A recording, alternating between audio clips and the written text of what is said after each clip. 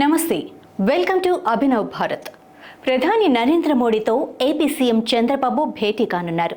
ఆర్థిక మంత్రి నిర్మలా సీతారామన్ కూడా ఈ భేటీలో భాగస్వామి అవుతారు. 2024 ఎన్నికల్లో కూటమి నుంచి గెలిచి ముఖ్యమంత్రిగా బాధ్యతలు తీసుకున్నాక తొలిసారి చంద్రబాబు మోడీని కలుస్తున్నారని తెలియటంతో రాజకీయ వర్గాల్లో ఈ మీటింగ్ ప్రాధాన్యత సంతరించుకుంది. భేటీలో పోలవరం నిధులు, రాష్ట్రానికి రావాల్సిన నిధుల గురించి చర్చ జరుగుతుందని అధికారిక వర్గాలు చెబుతున్నాయి. ఈ సందర్భంలో కేంద్ర రాష్ట్ర సంబంధాల గురించి ఒక్కసారి మనం తరచి చూసుకోవాల్సిన అవసరం ఉంది.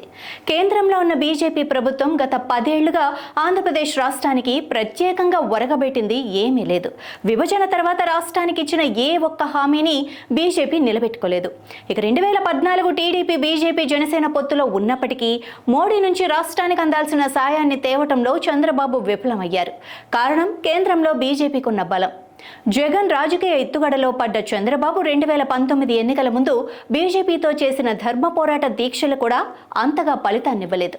ఇవి ప్రజలను మభ్యపెట్టేందుకు రాజకీయ మైలేజీల కోసం చేసిన ఉత్తుత్తి దీక్షలుగానే ప్రజలు భావించారు. దాని ఫలితమే వైసీపీ ఘన విజయం.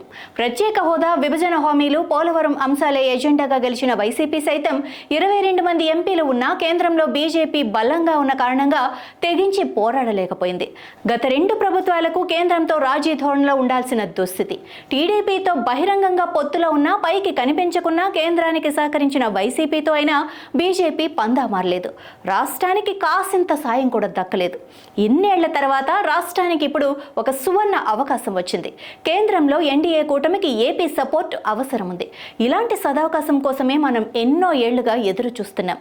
ఇప్పటికైనా కూటమిలో భాగస్వామి అయిన చంద్రబాబు రాష్ట్ర ప్రయోజనాలను సాధించగలుగుతారా, లేక ఒకప్పటిలా ప్రత్యర్థి పార్టీ నాయకుల అరెస్టుల కోసమో రాజకీయ ప్రయోజనాలను సాధించుకునేందుకు ప్రాధాన్యత ఇస్తారా?